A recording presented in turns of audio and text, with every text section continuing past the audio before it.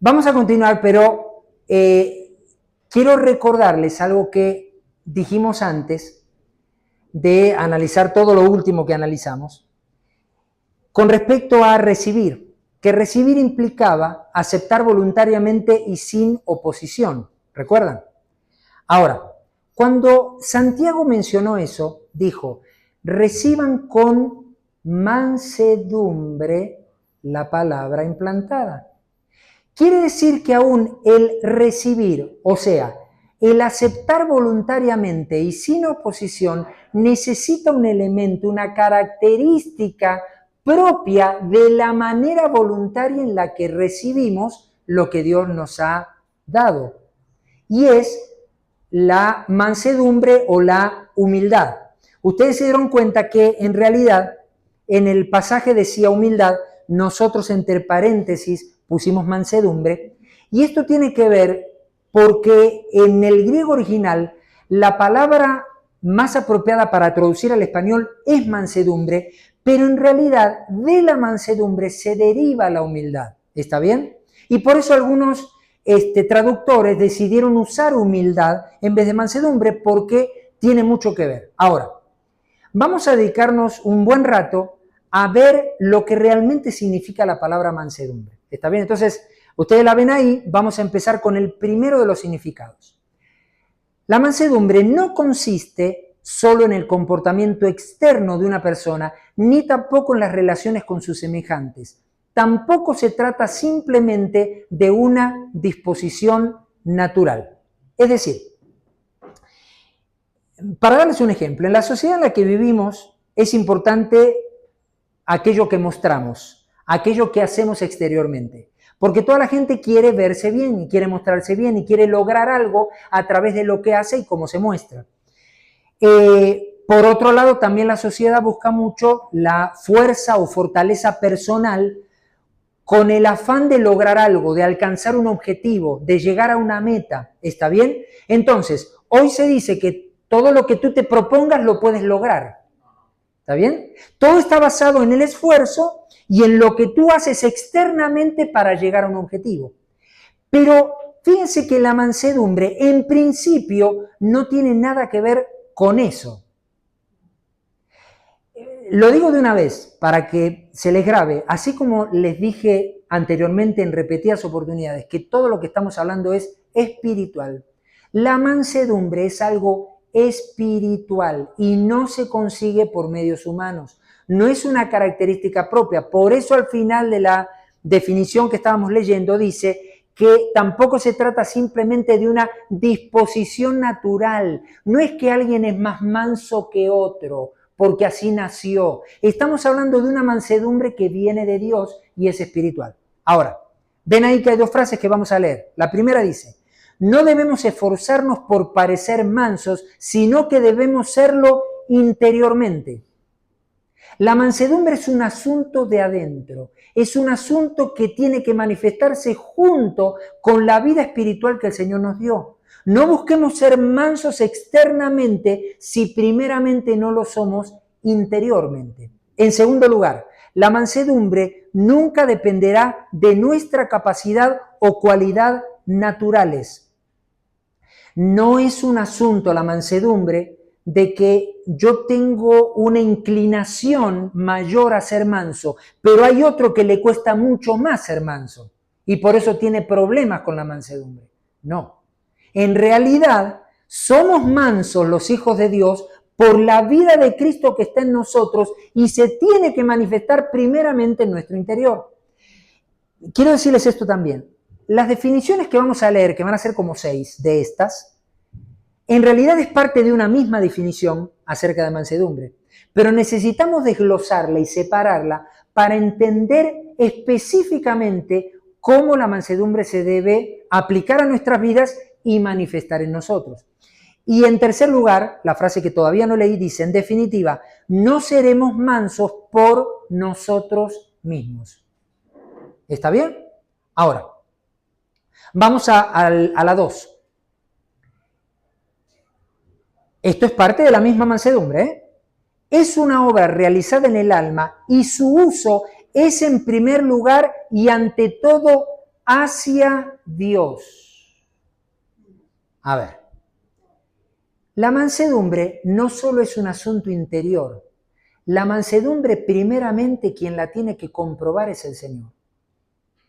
Somos mansos para con Él. No por nada, Santiago escribió, reciban con mansedumbre la palabra implantada. Porque ese recibir voluntariamente, tener disposición para recibir lo que Dios me quiere dar, implica que si yo voy a ser manso, voy a ser en primer lugar manso hacia el Señor. Yo no voy a oponerme a lo que Él quiere para mí. Voy a ser dócil para que Él me pueda hablar y mostrar lo que Él quiere para mi vida. Este sí es el principal indicativo de verdadera mansedumbre que Dios busca en sus hijos. Es el principal. Ahora, yo les quiero mostrar un ejemplo con un pasaje que vamos a leer. Por favor. Tú veme siguiendo si puedes, porque el pasaje va a implicar este slide y el siguiente. ¿Está bien? Gracias. Dice así. Ocupado en esto, iba yo a Damasco con poderes especiales y en comisión de los principales sacerdotes, cuando a mediodía, Rey, yendo por el camino, vio una luz del cielo que sobrepasaba el resplandor del sol, la cual me rodeó a mí y a los que iban conmigo. Y habiendo caído todos nosotros en tierra, oí una voz que me hablaba y decía en lengua hebrea, Saulo, Saulo, ¿por qué me persigues? Dura cosa te es dar coces contra el aguijón. Yo entonces dije, ¿quién eres, Señor? Y el Señor dijo, yo soy Jesús, a quien tú persigues. Pero levántate y ponte sobre tus pies, porque para esto he aparecido a ti, para ponerte por ministro y testigo de las cosas que has visto y de aquellas en que me apareceré a ti, librándote de tu pueblo y de los gentiles, a quienes ahora te envío, para que abra sus ojos, para que se conviertan de las tinieblas a la luz y de la potestad de Satanás a Dios, para que reciban por la fe que es en mí perdón de pecados y herencia entre los santificados.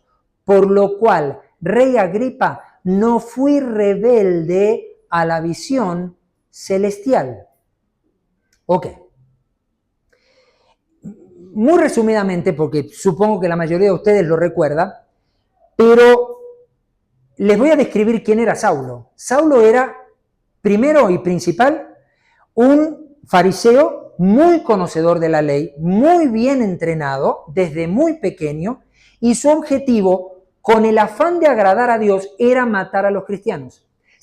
Para él, si desaparecían los cristianos, se acababa el problema. Porque Dios, según él lo entendía como Saulo, le estaba pidiendo que hiciera eso. ¿Está bien? Ok. Ahora, ¿qué pasó con este hombre? Él podía tener algo en su cabeza, él podía pensar que Dios tenía esa voluntad para él, pero era algo que él mismo había armado, que muchas veces nos puede pasar a nosotros, que creemos que Dios quiere algo de nosotros que Dios no quiere de nosotros. ¿Y qué hizo Dios? Se le presentó. El mismo Señor le paró el tren y dijo hasta aquí, llegaste hasta aquí. ¿Por qué? Porque ahora me voy a revelar a ti. Y se le presenta en el camino, aparece una luz que no solamente él vio, los que iban con él también vieron la luz, pero fíjense qué cosa tan interesante. El único que escuchó la voz fue él, porque el Señor le quería hablar a él. ¿Está bien? Ahora,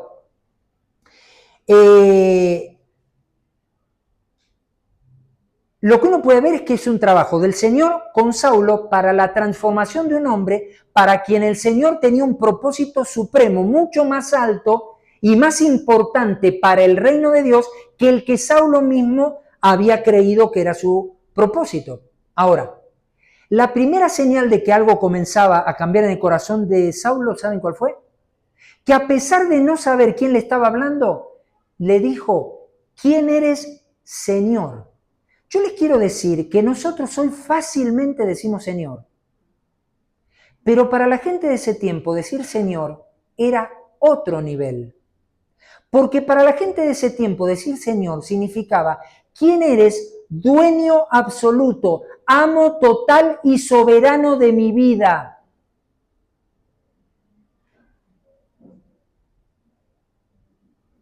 aunque no lograba entender ni saber quién le estaba hablando, reconocía que era Dios mismo, pero en una manifestación que él nunca había tenido. No era el Dios que él conocía, pero reconocía que era el Señor y que esa voz había venido a su vida para transformarse en su dueño, en quien iba a gobernarlo a partir de ese momento y para siempre. Eso nos muestra una evidencia de sujeción a la autoridad divina y ¿saben qué? Renuncia a la voluntad propia. Ahora, luego de que el Señor le expresó el propósito que leímos y demás, Él le dice algo, porque esto varias veces en el libro de los Hechos, como 3 creo que son, Pablo en diferentes ocasiones narra cómo fue su encuentro con el Señor. Pero en esta ocasión se lo estaba diciendo a un rey, a Agripa. Le estaba narrando lo que le había pasado. Y le dice, luego de narrarle todo, le dice a Agripa, mira rey, yo no fui rebelde a la visión celestial. Por favor, pon lo siguiente. La palabra rebelde se tradujo en la mayoría de las versiones bíblicas en español como desobediente. ¿Está bien? Nosotros en esa versión leemos rebelde, pero en la mayoría en español dicen desobediente. Y vean esto. Y es que el sentido primordial de la palabra griega tiene que ver con la condición de quien no se deja persuadir y denota rechazo obstinado de la voluntad de Dios. Incluso describe a alguien que menosprecia la fe. Lo que Pablo le estaba diciendo a Agripa es, yo no quise a partir de ese momento, reconociendo quién era el Señor, ser una persona que no me dejara persuadir por sus palabras. No quería rechazarlo obstinadamente porque iba a estar rechazando la voluntad de quien era mi Dios y de quien yo entendí que era mi Dios. Incluso yo no quería menospreciar la fe en aquel que me estaba hablando. Eso, amados, es un ejemplo para entender que la mansedumbre nace en el interior cuando Cristo se revela en nuestra vida y al primero que le demostramos que somos mansos es al Señor, porque somos dóciles cada vez que nos habla. Ahora piensa cuántas veces el Señor nos habla y damos vueltas y vueltas y vueltas y vueltas. Y tenemos nuestras explicaciones de por qué damos vueltas. Y son lógicas las explicaciones. Pero el problema es que el Señor dice, pero no eres manso, eres rebelde. Estás rechazando mi voz una y otra vez a lo que te estoy diciendo. La mansedumbre hace que yo no pueda recibir la palabra que ya está implantada en mí. ¿Se dan cuenta cómo funciona? Muy bien. Vamos a la tercera definición de mansedumbre, por favor.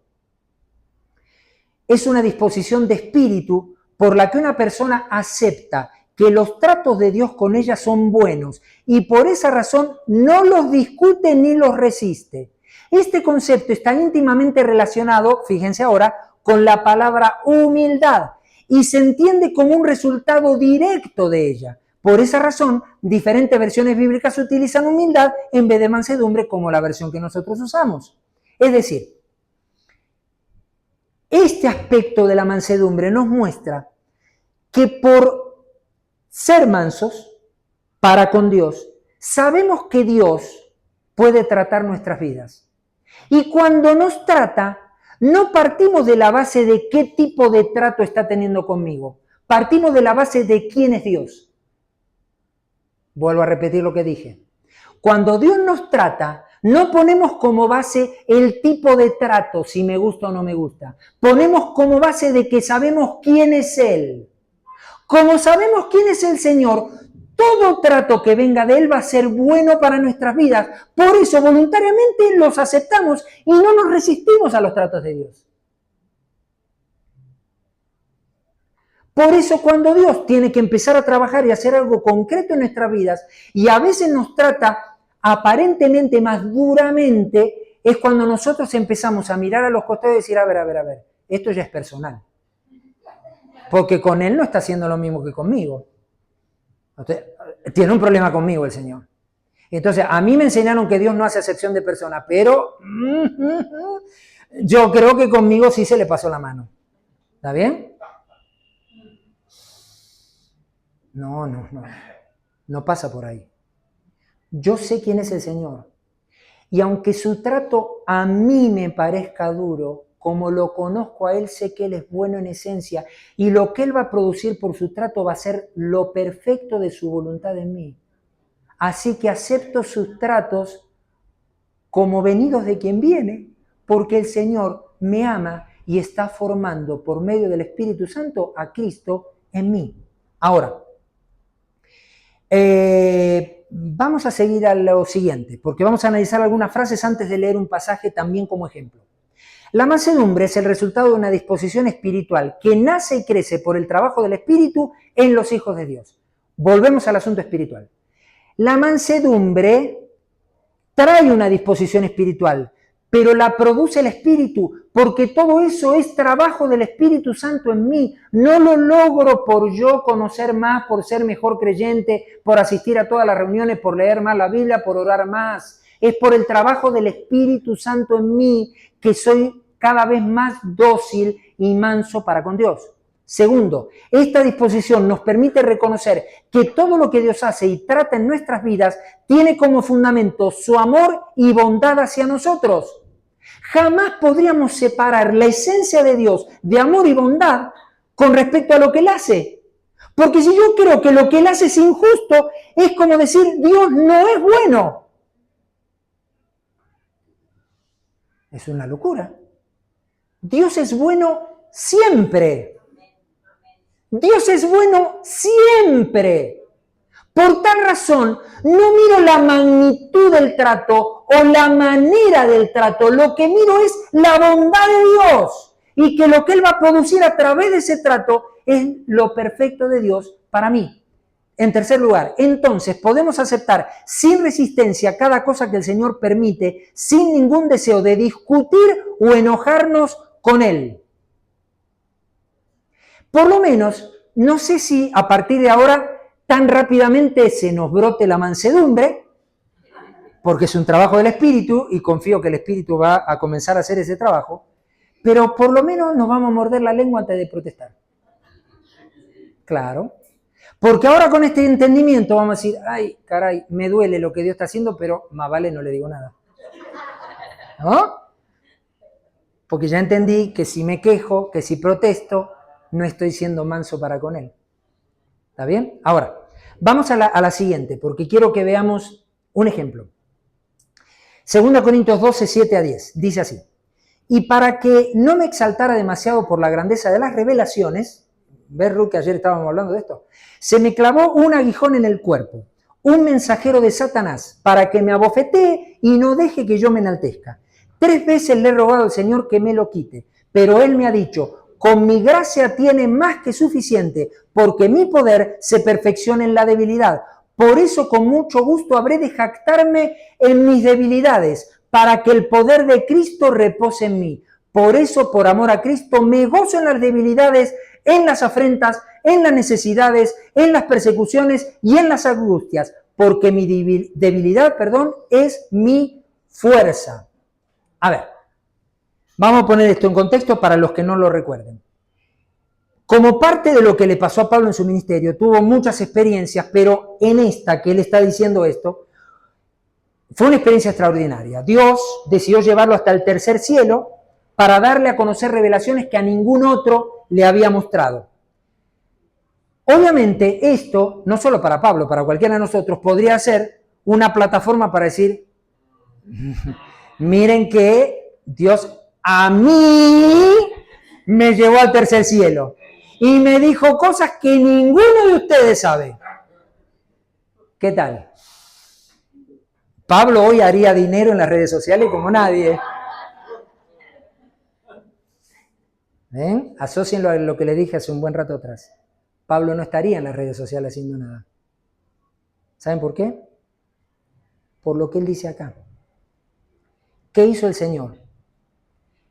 Un Señor que es bueno y es perfecto en todo lo que hace. Le metió en su cuerpo un aguijón. no me quiero meter en eso, porque hay 1000 versiones diferentes de cuál puede ser el aguijón y de qué se trataba. Y no piensen nada demoníaco, porque Dios no va a permitir algo demoníaco en la vida de sus hijos. ¿Está bien? Pero no me quiero meter en eso, porque no es lo importante. Lo importante es que Pablo, evidentemente, el aguijón le molestaba. Y oró por 3 veces al Señor y le dijo, quítamelo. ¿Por qué alguien como Pablo pediría al Señor que se lo quitara? Porque sabe que Dios tiene poder para quitar cualquier cosa que nos afecte. ¿Sí o no? ¿O acaso cuando estamos enfermos no oramos para que el Señor ponga su mano de poder sobre nosotros? Por supuesto que sí, y está bien. Pero fíjense ahora, el Señor le dijo, olvídate, no te lo voy a quitar. Te tiene que bastar con mi gracia, porque mi poder se perfecciona en tu debilidad. Para que yo, dice Pablo, no me exaltara, entonces Dios me trató dejándome un aguijón en mi cuerpo, para que yo recuerde que el Señor es Él y me puede mostrar lo que Él me quiera mostrar, pero simplemente soy su siervo y un ministro suyo, pero el que recibe la gloria es Él. Díganme ustedes, ¿quién de nosotros diría, por amor a Cristo me gozo en las debilidades, en las afrentas, en las necesidades, en las persecuciones, en las angustias? No, hoy decimos, por amor a Cristo me gozo en que me cambié el carro, que me dio una casa nueva, que me aumentó el salario y que me sanó de toda enfermedad. ¿Y que Dios hace eso? Claro que sí. Claro que sí. Pero lo que quiero decir es esto. Si Dios permite algo que no estaba planeado o no esperábamos que Dios hiciera, Dios sigue siendo bueno y sabe por qué lo hace. Lo importante no es, miren, si yo considero o no a Dios bueno, Dios va a seguir siendo bueno. No depende de mi consideración. ¿Saben lo que es importante? ¿Cuál es mi respuesta al Señor? Porque si yo soy manso, como lo estamos viendo, voy a responder como Pablo. Lo entendí, Señor. Me gozo en mis debilidades, en mis afrentas, en las persecuciones, en cualquier dolor, con tal de que tú seas exaltado. Eso es aceptar los tratos de Dios porque conozco al Señor. Ahora, llegado a este punto, vamos a entender mejor la palabra humildad. Vamos a la siguiente, por favor. Humildad es esa palabra rara y larga en griego.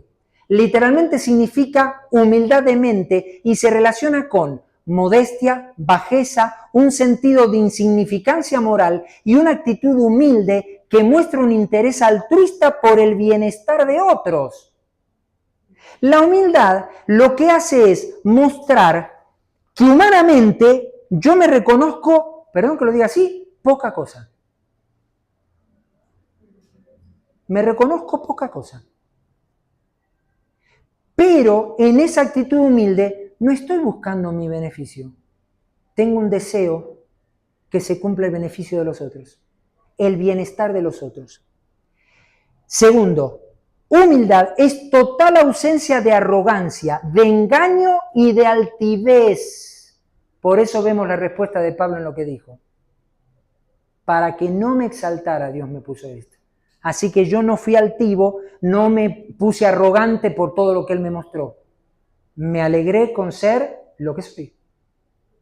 Tercero, la verdadera humildad está ligada al interior de una persona y es una actitud del corazón.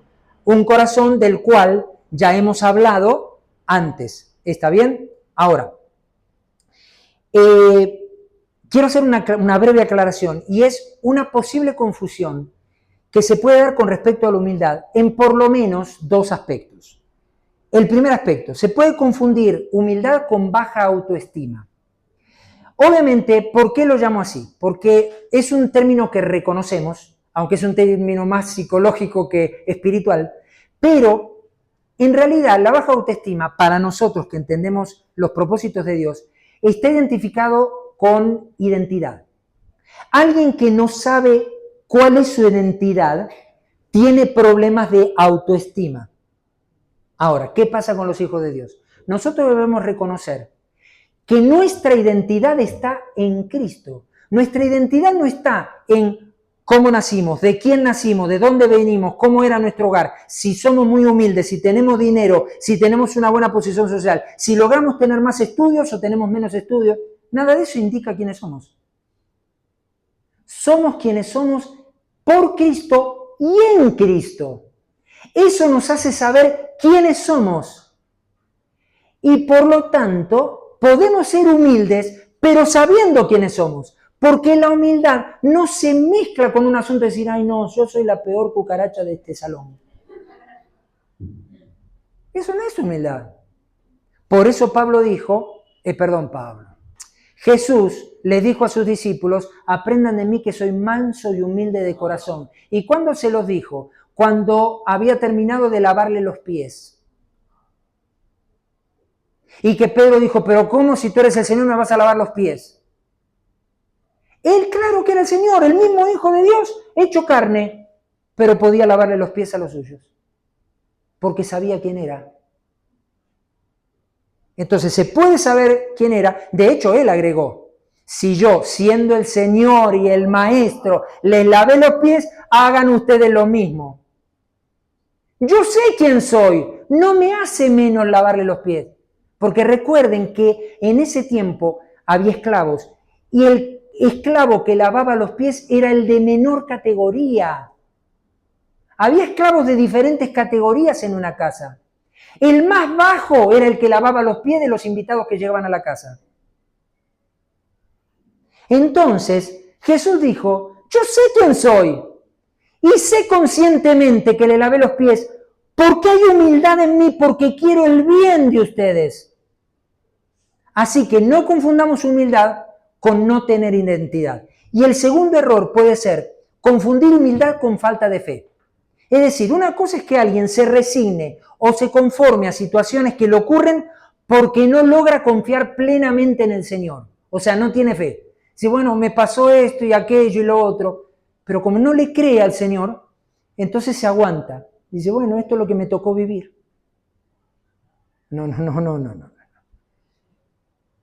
Si yo sé que estoy viviendo una situación complicada, pero que el Señor tiene poder para ponerle solución a esa situación, claro que voy al Señor porque creo que Él puede cambiar y restaurar la situación. Ahora bien, aunque Él no lo hiciera o se tardara en hacerlo, yo sigo confiando en Él.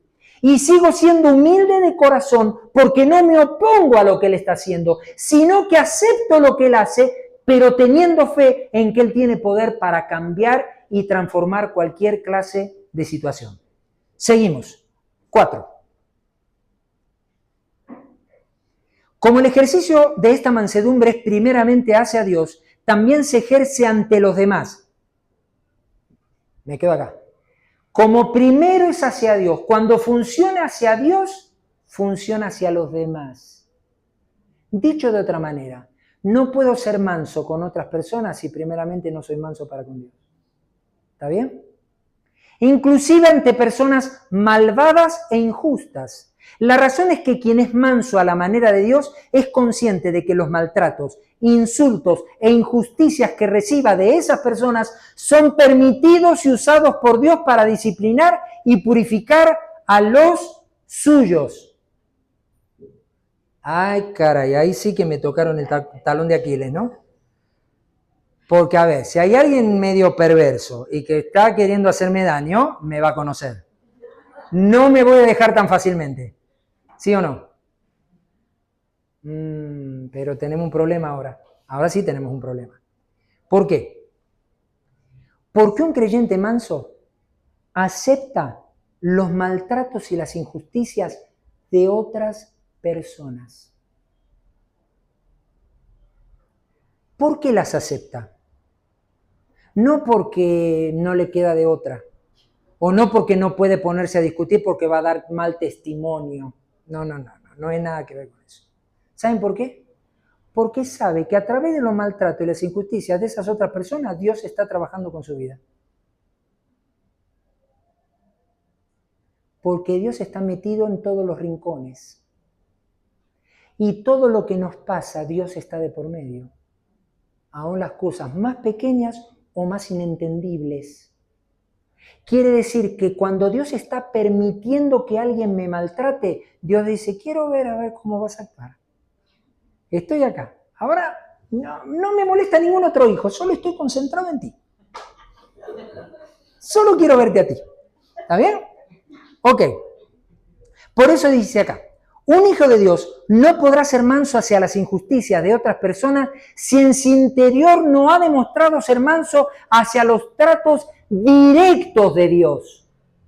Obviamente, ¿yo cómo voy a entender que alguien me maltrata y que eso Dios lo permite para mi bien si cuando Dios trató directamente conmigo y no usó a nadie, tampoco acepté ese trato de Dios? Imposible. Si me enojé con Dios, mucho más me voy a enojar con aquel que me hace una injusticia. ¿Está bien? Vamos a ejemplos de la palabra. Mateo 5, 38, 41 dice, han oído la ley que dice que el castigo debe ser acorde a la gravedad del daño, ojo por ojo y diente por diente. Pero yo digo, no resistas a la persona mala. Si alguien te da una bofetada en la mejilla derecha, ofrécele también la otra mejilla. Si te demandan ante el tribunal y te quitan la camisa, dales también tu abrigo. Si un soldado te exige que lleve su equipo por 1 kilómetro, llévalo 2. Jesús vino a poner en su justo equilibrio la ley de Dios, porque la ley es de Dios, pero la ley de Dios, la verdadera ley de Dios, representa cómo se vive en el reino de los cielos, y es lo que vino a mostrar Jesús. De tal manera que es imposible cumplir con esta ley que acabamos de leer si no hay mansedumbre en un creyente. Ningún creyente que le falte mansedumbre puede dejarse abofetear 2 veces, o que le exijan la camisa y entregarle también la capa, o si un soldado le exigiera llevar una carga por 1 kilómetro, llevarla por 2. Vamos a empezar a analizar algunas cosas. Primero, vieron que dice no resistas a la persona mala. Esta es una actitud interior, una determinación hecha en el corazón por amor al Señor y con el fin de honrarlo, que tiene como fundamento la mansedumbre. En realidad, ¿por qué no resisto a la persona mala?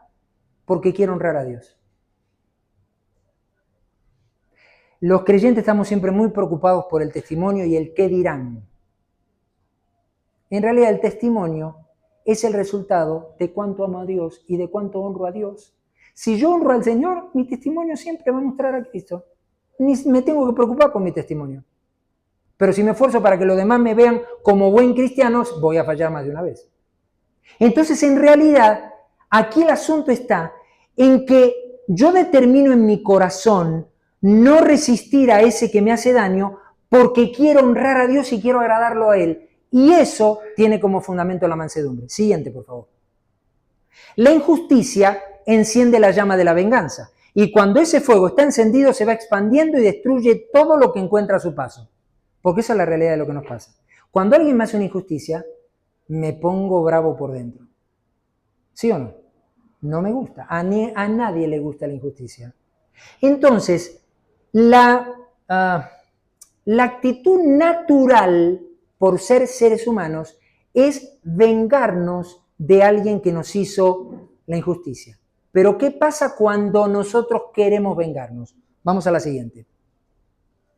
Así se inician los sentimientos de autodefensa, de no merecer el daño sufrido y buscar la manera de hacer justicia por decisión propia.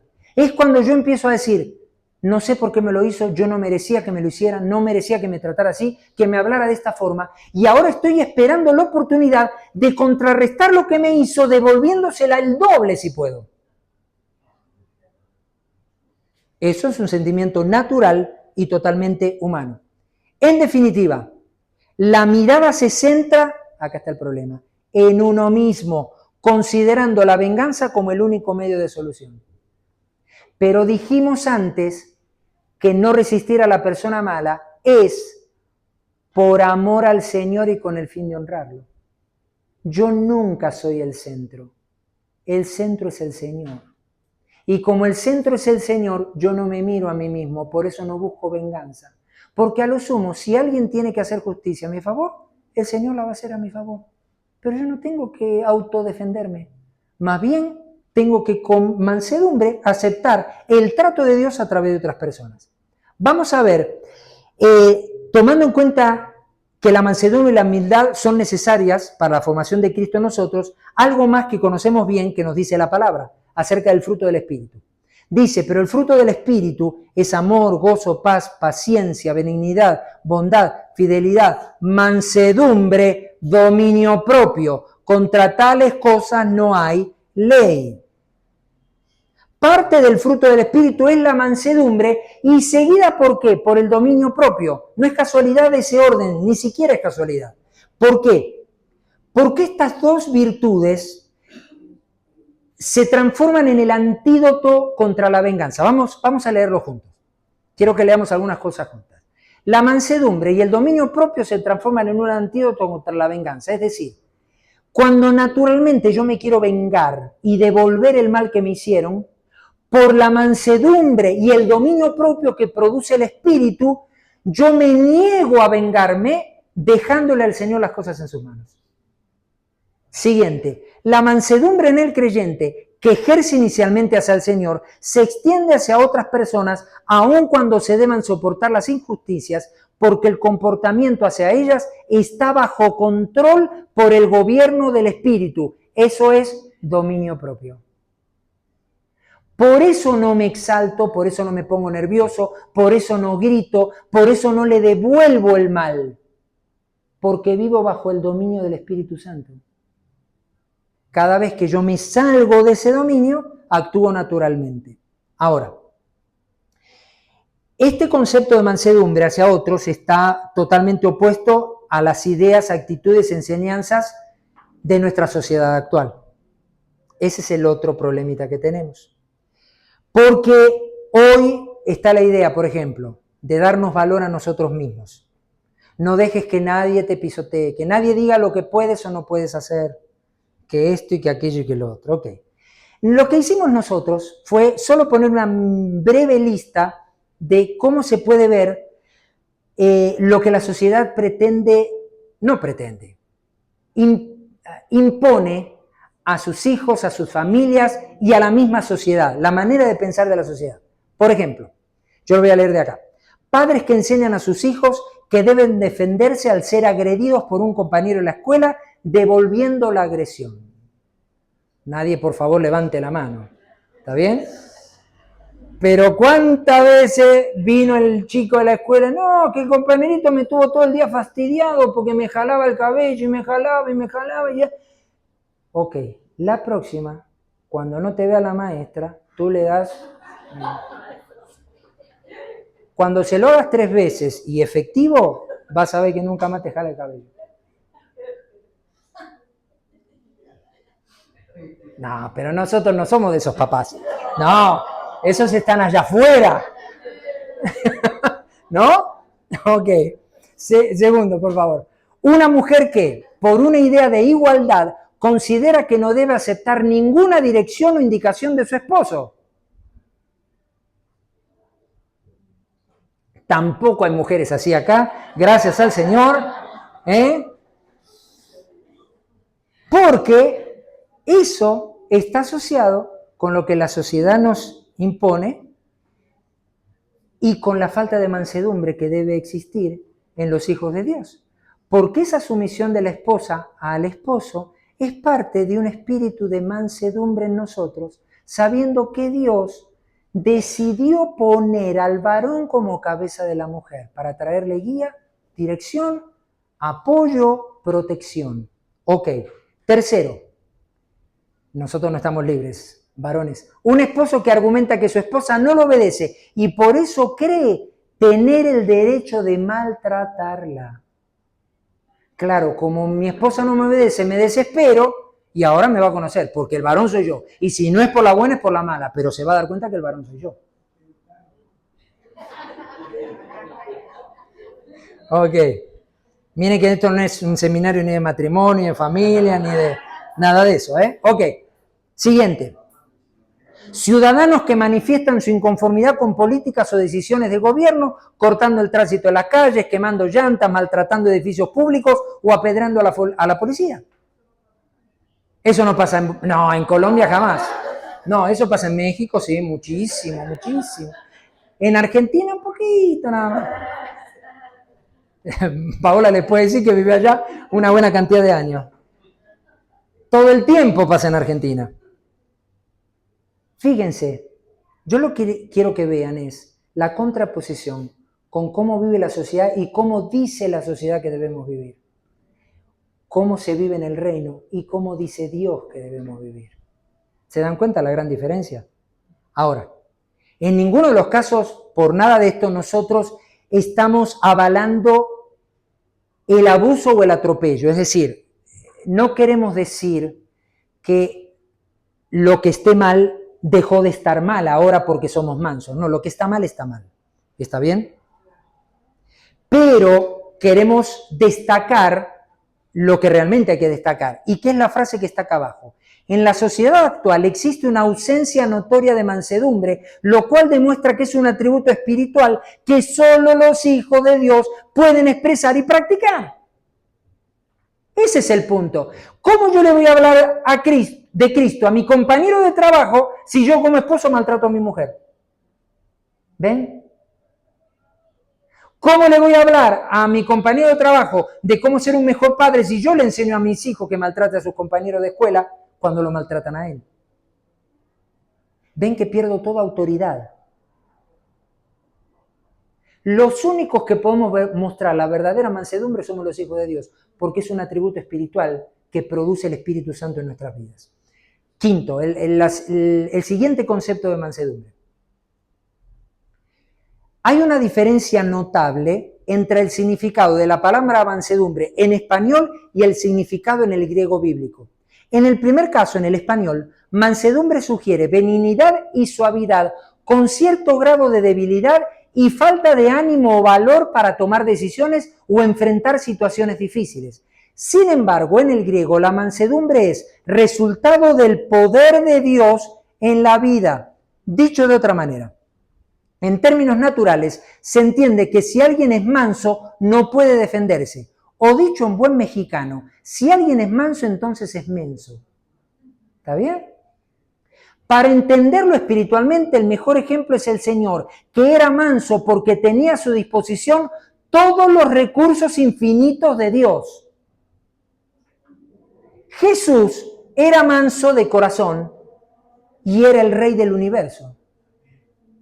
Tenía mayor autoridad que todos los soldados que los vinieron a apresar para llevárselo y más autoridad que Pilato que lo condenó a la muerte en la cruz. Pero fue manso de corazón y por eso aceptó el trato de Dios con su vida. Ahora, fíjense, lo vamos a ver en un ejemplo que tiene que ver con Jesús. Tú sígueme, Mateo, como te pedí antes, porque va a seguir en el próximo slide. Todavía estaba hablando Jesús cuando llegó Judas, uno de los 12. Lo acompañaba una gran turba armada con espadas y palos, enviada por los jefes de los sacerdotes y los ancianos del pueblo. El traidor les había dado esta contraseña: al que le dé un beso, ese es, arréstenlo. Enseguida Judas se acercó a Jesús y lo saludó. Rabí, le dijo, y lo besó. Amigo, le replicó Jesús, ¿a qué vienes? Entonces los hombres se acercaron y prendieron a Jesús. En eso, uno de los que estaban con él extendió la mano, sacó la espada e hirió al siervo del sumo sacerdote, cortándole una oreja. Guarda tu espada, le dijo Jesús, porque los que a hierro matan, a hierro mueren. ¿Crees que no puedo acudir a mi Padre y al instante pondré a mi disposición más de 12 batallones de ángeles? Pero entonces, ¿cómo se cumplirían las escrituras que dicen que así tiene que suceder? Y de inmediato dijo a la turba, ¿acaso soy un bandido para que vengan con espadas y palos a arrestarme? Todos los días me sentaba a enseñar en el templo y no me prendieron.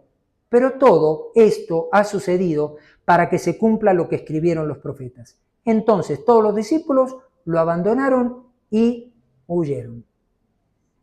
A ver, amados, yo creo que no tengo que explicar mucho lo que acabamos de leer, ¿no? Eso es verdadera mansedumbre. Alguien que tiene poder de Dios adentro, pero por el mismo poder de Dios adentro, tiene la capacidad de ser manso según el Espíritu y contrarrestar la maldad o el engaño de cualquier persona que tiene enfrente, con una actitud mansa y humilde. ¿Está bien? Ahora, vamos a ver ¿Qué nos demuestra esto? Con varias frases. La primera, la mansedumbre que Dios produce en los suyos, al no ser una cualidad natural, no tiene ninguna relación con la debilidad o el temor que paralizan a una persona y no le permiten enfrentar una situación. Si se dan cuenta, Jesús nunca se mostró débil. Es más, les recriminó a los que venían a prenderlo por qué lo estaban haciendo así, si él no era un bandido. Y lo conocían todo el tiempo de predicar en las sinagogas y estaban con él y nunca lo prendieron y ahora vienen con espadas y con palos como si yo fuera el peor criminal cuando nunca hice nada. Pero está bien, así tenía que suceder para que se cumpliera lo escrito por los profetas. Segundo, esta mansedumbre está fundada y sostenida por el poder de Dios, haciendo que la persona enfrente cualquier situación, pero con la firme determinación de honrar y cumplir la voluntad divina en medio de la situación. Es decir, esa mansedumbre termina honrando a Dios porque ese varón o mujer de Dios, lleno del poder de Dios, es manso para que Dios se glorifique por la situación injusta que está ocurriendo. En definitiva, quiere que Dios se lleve la gloria en medio de esa situación que está ocurriendo. Tercero, la actitud de mansedumbre o humildad no es señal de debilidad, sino de carácter y fortaleza. Se lo pongo con un ejemplo sencillo, natural, para que se haga gráfico. ¿Vieron un caballo? Un caballo es fiero, es fuerte, ¿está bien? Y se retoba cuando no ha sido domado. Pero ¿qué pasa cuando un caballo fue domado? Sigue teniendo un porte de fiereza, de dureza, de fuerza, pero hace exactamente todo lo que el jinete dice. Y por eso da gusto ver cuando esas exposiciones que hacen, en México se hace mucho eso y lo hacen extraordinariamente, cuando hacen caminar a trote a los caballos, los hacen arrodillarse. Es una cosa impresionante. Y tú dices, pero ¿cómo semejante animal logra hacer eso? Porque aprendió a ser domado. Eso es exactamente esta mansedumbre. Lleno de fuerza y de poder, pero sujeto al gobierno del Señor. ¿Está bien? Seguimos. Próximo. El sexto concepto de mansedumbre. La mansedumbre es lo opuesto al orgullo personal y al interés propio. Es una constancia de espíritu que ni se entusiasma ni se deprime, simplemente porque no se ocupa en lo absoluto del propio yo. Bueno, acá me parece que también podríamos llegar a tener un poquito de problemitas. Porque a veces nos ocupamos tanto de nosotros mismos que por eso nos cuesta ser mansos y nos cuesta ser humildes. Y por eso muchas veces manifestamos orgullo en nuestra vida porque estamos buscando nuestro propio derecho o nuestro propio bienestar. La mansedumbre tiene la característica de que no se ocupa de sí mismo, desechó el orgullo, no tiene interés propio. Por lo tanto, fíjense esto, alguien que es manso según Dios no se entusiasma ni se deprime.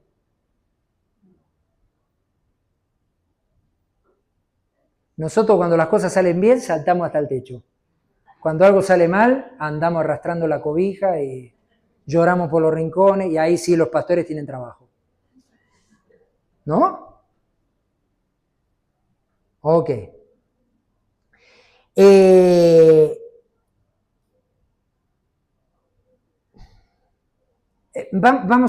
Voy a leer lo siguiente. Esta faceta de la mansedumbre es como una comprobación interna y personal de que la mansedumbre se está desarrollando en nuestras vidas. Es decir, si yo me doy cuenta que cuando me pasan cosas, yo o me entusiasmo o me deprimo rápidamente, tengo que despertar y decir, esto es más mi yo que el producto del trabajo del Espíritu Santo en mí. ¿Está bien? Por lo tanto, yo tengo que poder comprobar si estoy siendo manso a la manera de Dios por cómo reacciono ante las situaciones que Dios permite que me ocurran. En segundo lugar, la primera parte del concepto nos muestra que la mansedumbre está en abierta oposición al orgullo personal y al interés propio. Es decir, cuando se expresa la mansedumbre hay una ausencia total de orgullo e interés por uno mismo. Amados, no nos preocupamos por lo que nos pasa. Esa idea es parte de lo que el diablo quiere meter y ya ha metido fuertemente en la sociedad. Ocúpate de ti mismo, porque si tú no te ocupas, nadie se va a ocupar de ti. No tiene nada que ver con la mansedumbre. La mansedumbre hace que no nos importe qué nos pase, porque nuestra confianza está en el Señor. Lo que nos pase es por la voluntad de Dios, pero lo que sí nos interesa es lo que pasa con los demás. Ahora, déjenme, conforme a esa primera parte, leerles esto, y otra vez va a ser más de un slide. Dice: después de esto, Jesús fue con sus discípulos a la región de Judea. Allí pasó algún tiempo con ellos y bautizaba. También Juan estaba bautizando en Enón, cerca de Salim, porque allí había mucha agua. Así que la gente iba para ser bautizada. Esto sucedió antes de que encarcelaran a Juan. Se entabló entonces una discusión entre los discípulos de Juan y un judío en torno a los ritos de purificación. Aquellos fueron a ver a Juan, y le dijeron: Rabí, fíjate, el que estaba contigo al otro lado del Jordán, refiriéndose a Jesús, y de quien tú diste testimonio, ahora está bautizando y todos acuden a él. Nadie puede recibir nada a menos que Dios se lo conceda, le respondió Juan. Ustedes me son testigos de que dije: yo no soy el Cristo, sino que he sido enviado delante de él.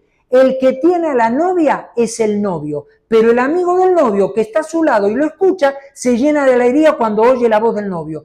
Esa es la alegría que me inunda. A él le toca crecer y a mí menguar. Esto es un ejemplo perfecto de la definición que antes vimos. No tiene orgullo y no tiene interés. Pero sí tenían orgullo e interés propio sus discípulos. Porque le vinieron a decir: oye, Juan, te están serruchando el piso del otro lado. Tú diste testimonio y toda la cosa, pero tú tienes tu ministerio. Y si aquel sigue, lo van a seguir más a él que a ti y te vas a quedar sin seguidores. A ver. Primero, Juan era un ser humano como cualquiera de nosotros. Podría haber dicho: uy, sí, caray, está bien. Yo sé a qué Dios me mandó. Pero de todas maneras, o sea, que me siga dejando hacer mi trabajo. Porque si no estoy, ¿para qué estoy acá? Como figurita pintada. Juan tenía claro los asuntos. Juan lo tenía claro. Le dijo: miren, desde el principio ustedes son testigos de que les dije que yo venía a preparar el camino de él. Así que él es como el novio que tiene a la novia y yo soy el amigo del novio. Me alegro por lo que le pasa al novio. A él le toca crecer y yo voy a ir desapareciendo cada vez más. Y voy a ser anulado completamente de esta tierra. Así que no se preocupen por mí. Agradezcan que él está creciendo, porque para eso vino, para que lo sigan a él y para que lo vean a él. Eso es verdadera mansedumbre. Ahora, vamos a la siguiente, porque hay algunas cosas que yo quiero ver con ustedes conforme a Juan. Lo voy a leer mejor de aquí. Juan reconoció que no estaba en el mundo para brillar, ser protagonista o perpetuar su ministerio. Estaba para que Jesús fuera reconocido por la gente como el Salvador y Señor. Así No. Entonces yo me equivoqué. Mire, no voy a hacer lío, lo leo de acá. Porque yo estoy leyendo... No, yo seguramente lo que hice fue que yo moví mal acá. No te preocupes. Pero lo leo acá. Sí, yo estaba leyendo esta porque me adelanté yo ahí. Mejor lo leo acá. Juan reconocía cuál era su llamado y estaba desprendido totalmente de todo sentimiento de orgullo o interés personal, por lo que pudo afirmar: yo no soy el Cristo. Ahora sí, Juan reconoció que no estaba en el mundo para brillar, ser protagonista o perpetuar su ministerio. Estaba para que Jesús fuera reconocido por la gente como el Salvador y Señor. Así pudo afirmar: a él le toca crecer y a mí menguar. Antes de leer esta, quiero solamente agregar algo aquí. Yo he escuchado muchas veces que los creyentes usan esta frase para decir que Cristo crezca en mí y yo mengüe. No, miren, está mal aplicado. ¿Saben por qué Cristo tiene que vivir en mí? Porque yo estoy muerto. Yo no tengo que menguar. Ya estoy muerto. Jesús me mató en la cruz. Fui crucificado con Cristo Jesús. ¿Saben dónde tengo que menguar? cuando tengo la oportunidad de brillar, pero no me interesa brillar. Por lo cual quiero decirles, no importa el ministerio que Dios le dé a cualquiera y a cada uno de ustedes. Ese ministerio tiene que mostrar la esencia de Cristo. Y si ustedes no se ven y pasan desapercibidos, hicieron el mejor trabajo de su vida. A eso se aplica la frase. A un hombre que servía a Dios, que tenía un ministerio mandado por Dios, pero dijo, yo vine a mostrar a Cristo, así que si ven a Cristo y no me ven a mí, es lo mejor que me puede pasar, porque para eso Dios me puso a servirlo. Así que aprendamos que no tenemos que menguar para dejar de ser nosotros luchando con Dios. Ese concepto está totalmente equivocado. Nosotros estamos muertos. Ni debiéramos aparecer en escena. Solo debiera estar Cristo en nosotros.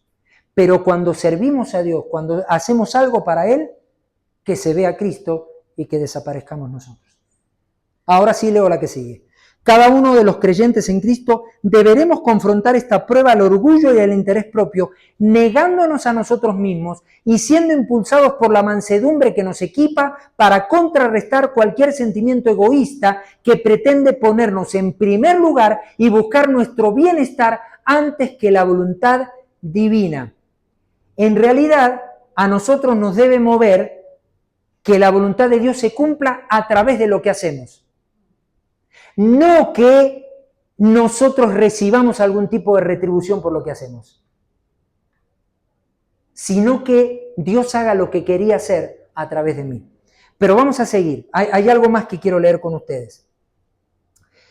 Cuando un hijo de Dios ha renunciado completamente al orgullo personal y al interés propio, está habilitado espiritualmente a permanecer firme y perseverante en los intereses del Señor. Y recuerden por favor esto, grábenselo a fuego. ¿Por qué? Porque si yo no renuncié completamente a mi orgullo, si no renuncié completamente a lo que a mí me interesa, me va a ser muy difícil buscar pura y exclusivamente los intereses del Señor.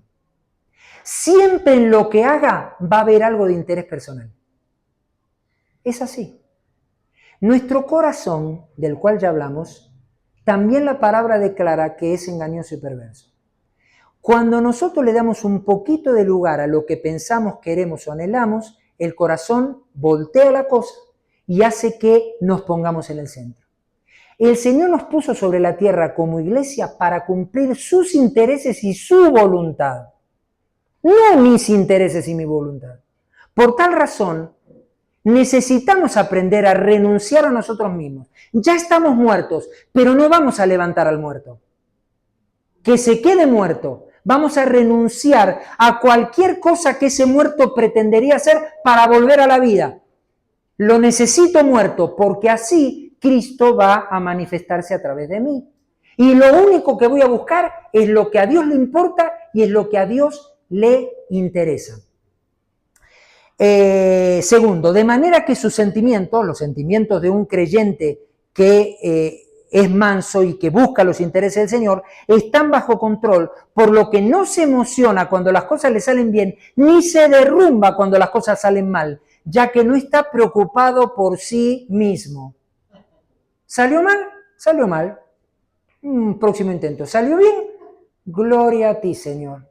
Tú hiciste que esto saliera bien. Seguimos adelante. ¿Está bien? Ok. Otra vez un ejemplo. Siguiente. Gálatas 6, 11 a 14 dice, miren con cuán grandes letras les escribo de mi propia mano. Todos los que quieren agradar a los demás los obligan a que se circunciden, solamente para no ser perseguidos por causa de la cruz de Cristo. Porque ni siquiera los mismos que se circuncidan cumplen la ley, aunque quieren que ustedes se circunciden para tener de qué jactarse. Pero lejos esté de mí el jactarme, a no ser en la cruz de nuestro Señor Jesucristo, por quien el mundo me es crucificado a mí y yo al mundo. Primero, el contexto de este pasaje era una preocupación de Pablo por una influencia perjudicial para los creyentes gálatas. ¿Está bien? Porque los creyentes gálatas se estaban dejando engañar por falsas enseñanzas y falsos argumentos. ¿Está bien? Por eso dice lo que dice al principio de lo que leímos. Ahora bien, él presenta dos tipos de personas acá, con dos espíritus totalmente opuestos. Por un lado, unos maestros falsos que querían hacer cumplir un rito de la ley como era la circuncisión. Y le dijo, ellos quieren que se circunciden para tener de qué jactarse ellos, para decir, yo logré que estos que dicen que siguen a Cristo también respetaran la ley de Dios y se circuncidaran, por orgullo personal. ¿Está bien? ¿Cuál es el otro ejemplo? El mismo Pablo. ¿Por qué él se pone como ejemplo? Porque dice que él los había guiado en el Evangelio. Él los había conducido a Cristo y él tenía la autoridad como Padre espiritual de encaminarlos en la perfecta voluntad de Dios. Por lo tanto, no pretendía que ellos escucharan a maestros falsos.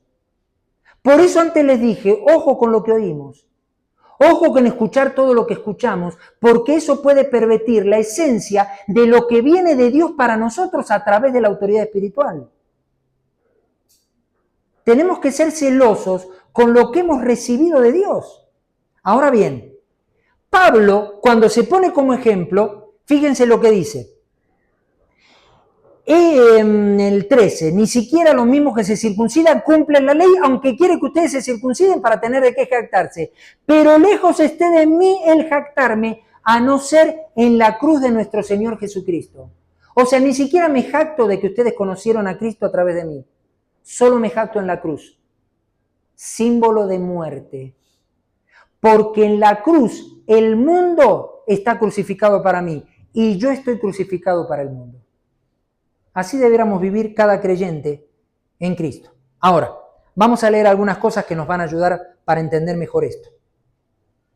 El apóstol Pablo no se preocupaba por lo que otros pudieran pensar de él, ni pretendía usar a los creyentes como objeto de orgullo. De hecho, ni siquiera pretendía enorgullecerse de nada, por eso expresó, pero lejos esté de mí el jactarme.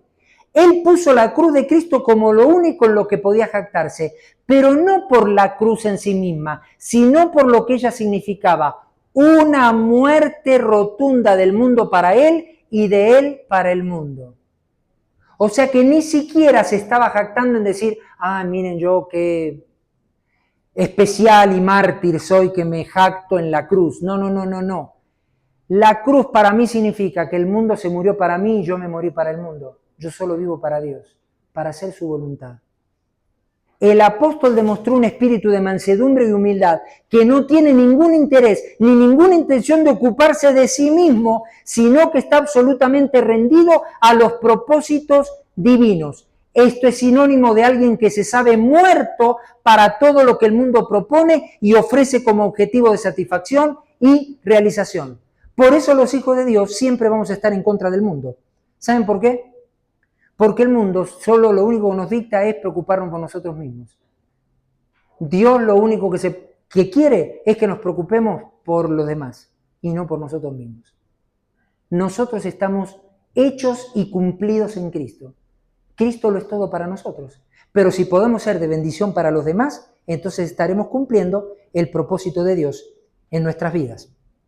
Ahora, déjenme mostrarles con algunos ejemplos de la palabra y algunas frases para terminar lo que realmente significa el ocuparse por los demás, dicho por la misma palabra. Filipenses 2:3 dice, no hagan nada por egoísmo o vanidad, más bien con humildad, que ahora entendemos mejor lo que significa, consideren a los demás como superiores a ustedes mismos.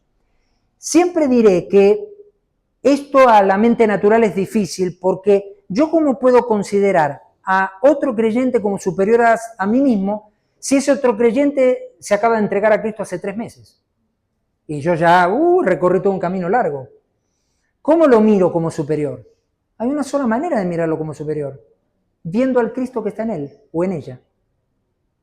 Ese Cristo hace que mi hermano o mi hermana sean superior a mí cuando Dios usa a ese hermano o hermana para bendecir y edificar mi vida. Ahora, vamos a ver algunas frases juntos. Habitualmente, lo que hacemos refleja lo que somos. La persona con un espíritu soberbio y altanero demostrará el egoísmo buscando su propio interés para satisfacerse mediante cualquier recurso. Grábense esta frase también. para que nunca se les olvide. Alguien que es soberbio y altanero, orgulloso, va a ser siempre egoísta porque va a estar buscando sus propios intereses y va a hacer todo lo que tenga que hacer para satisfacer lo que quiere lograr. ¿Está bien? Tercero, la vanidad o la vanagloria provienen de sentirse único, exclusivo, diferente y mejor que los demás. La exaltación propia es producto de una valoración desproporcionada. En cambio, la persona de espíritu humilde mostrará una conducta equilibrada, originada por una identidad que, en el caso de un hijo de Dios, nace de la naturaleza divina que recibió. Por eso acá vemos la contraposición. Exaltación propia, porque yo me veo mucho más arriba de lo que debo verme. Pero el Hijo de Dios tiene identidad, que antes les hablé de eso, en Cristo, se ve en Cristo, no en sí mismo y en lo que ha logrado, en Cristo. Y por verse en Cristo, entonces ve el valor de la naturaleza divina y no lo que alcanzó, por eso no busca sus propios intereses. De esa forma, considera a los demás como superiores a sí mismo y nunca sentirá que está siendo rebajado. En conclusión, tiene el propósito de imitar a Cristo en su conducta diaria. Vamos a otro ejemplo de la palabra, por favor. Pues ustedes han muerto, para ratificar lo que antes les dije, estamos muertos. Y su vida está escondida con Cristo en Dios. Colosenses 3:3. Vea la siguiente, por favor. La cualidad de la mansedumbre o humildad, según Dios, nos permite mantenernos enfocados en el Señor y su voluntad en vez de estarlo en nosotros mismos. ¿Está bien? No voy a leer esto todavía, porque esto es un recordatorio de la última definición de mansedumbre que leímos. Pero fíjense esto. Siempre la mansedumbre, cuando está presente, nos va a demostrar que estamos enfocados en el Señor y estamos enfocados en su voluntad, no estamos enfocados en nosotros. Por el contrario, cuando estamos enfocados mucho en nosotros, eso significa que hay falta de mansedumbre. Y esa falta de mansedumbre se evidencia por lo que queremos y anhelamos, por lo que estamos buscando, siempre un beneficio personal.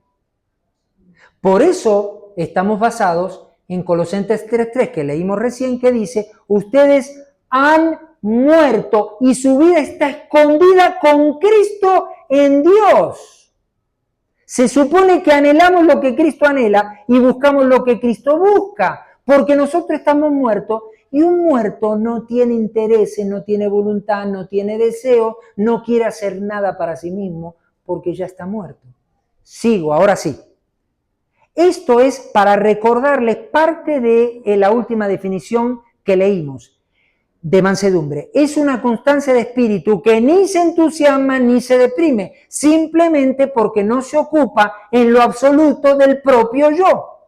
¿Se dan cuenta? La mansedumbre confirma lo que estamos viendo, que estamos muertos. Por eso no tiene por qué entusiasmarme ni deprimirse, porque el muerto no se entusiasma ni se deprime, y por eso no se ocupa del propio yo, porque no tiene de qué ocuparse, solo se ocupa de lo que le interesa a Cristo. Siguiente, cuando no estamos ocupados para nada en nosotros mismos, no hay oportunidad para que los sentimientos humanos y carnales afloren. De hecho, déjenme ampliarlo, cuando no estamos ocupados para nada en nosotros mismos, tampoco la carne nos tienta para pecar contra Dios. Porque no hay ninguna posibilidad para que hagamos algo que nos satisfaga de ninguna manera. Aunque el pecado es pecado, muchas veces pecamos por satisfacción propia. Aunque es una deshonra para Dios, pero pecamos por satisfacción propia. ¿Por qué pecamos? Porque estamos ocupados en nosotros mismos. No estamos ocupados en los intereses del Señor. Siguiente, por favor. Sin embargo, cuando la vida está escondida con Cristo en Dios, hay una clase de sentimientos que provienen del Señor y son útiles para los fines del reino. ¿Cómo lo expresa la palabra? Fíjense. Alégrense con los que están alegres, lloren con los que lloran. La palabra nunca nos dice que no tengamos sentimientos. nos dice que tengamos los sentimientos propios que vienen de Dios con respecto a los demás. ¿Está bien? Siguiente, vamos a leer algunas cosas acá porque es más fácil leerlo y yo se los explique de aquí. ¿Por qué se alegra o por qué llora un creyente? Porque está ocupado en los intereses de los demás. Ahora pregúntate, no lo respondas en voz alta, solo respóndetelo a ti. ¿Por qué te alegras y por qué lloras? Si cada vez que te alegras y lloras es por algo propio, estás ocupado en tus propios sentimientos, pero no en los sentimientos de Dios. Cuando te alegres porque alguien, tu hermano, tu hermana está alegre, entonces estarás ocupado en los sentimientos de Dios. Cuando llores porque tu hermano o tu hermana está pasando una dificultad y te identificas con esa dificultad y te duele como si a ti mismo te pasara, entonces estás ocupado en lo que a Dios le interesa. Siguiente, por favor. Aquí. Ha abandonado ese creyente todo sentimiento egoísta para dar paso a un sentimiento que proviene del Señor, buscar el beneficio de los demás. Siguiente. Eso no significa que se olvida de sí mismo y deja de ser responsable de su vida. Es decir, no es que ahora yo no me ocupo de mí o yo hago lo que sea y no importa, porque total yo estoy ocupado en los demás. No. Yo soy responsable de mí. Lo que no hago es tener intereses para mí. No me ocupo de mí para satisfacerme. No quiero que todo redunde y caiga en mí. Yo estoy interesado en beneficiar a los otros, en bendecir a los demás, en edificar a mis hermanos. Ese es mi interés porque ese es el interés de Dios. Más bien significa que no está centrado en sí mismo y su objetivo de vida no es satisfacerse personalmente. Siguiente, por favor. Por esa razón, vive entregado a los propósitos divinos y se reconoce como un instrumento del Señor para edificación y bendición de otros. Y ahí tiene un ejemplo que no vamos a leer, pero es Romanos 15. Y este versículo que leemos ahora va a ratificar lo que acabamos de decir. No vamos a dar explicaciones, solamente a ratificar lo que vamos a decir. Lo que dijimos, perdón. Cada uno debe velar no solo por sus propios intereses, pero, a ver, atención, no son los propios intereses egoístas y humanos, sino son los intereses de la voluntad de Dios en mi vida. Yo debo velar para que se cumpla todo lo que Dios quiere conmigo. Pero ni siquiera me voy a ocupar solamente de eso, sino también por los intereses de los demás, es decir, por la voluntad de Dios en la vida de los demás. Y cuando hablamos de los demás, la primera implicación es el cuerpo en el cual Dios me puso. La segunda implicación es toda persona que me rodea en la sociedad. Es decir, también me ocupo, por eso nosotros predicamos el Evangelio, me ocupo de mostrar a Cristo a aquellos que aún no lo tienen. Porque si reciben a Cristo y su vida es transformada, entonces de verdad conocerán el propósito para sus vidas. Por eso predicamos a Cristo, no porque es nuestra obligación. Predicamos a Cristo porque nos interesa que los que nos rodean conozcan al Señor y no se vayan al infierno. Nos interesa que conozcan el amor de Dios y sus vidas sean transformadas como la mía fue un día transformada. Por eso nos interesa el bienestar de los demás. Ok, déjenme ver. Porque yo creo que me voy a quedar aquí. Mañana vamos a seguir. Vengan bien preparados. ¿Está bien? Yo, antes de darle lugar al pastor para que cierre la reunión, pero quiero orar al Señor con ustedes. Porque sé que lo que estamos hablando tiene una envergadura espiritual muy fuerte y muy grande.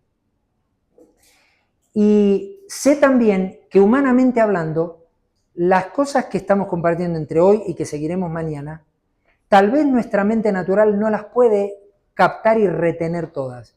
Pero lo que sí sé es que nuestro espíritu sí percibe lo que es de Dios e impacta lo que viene del Espíritu Santo.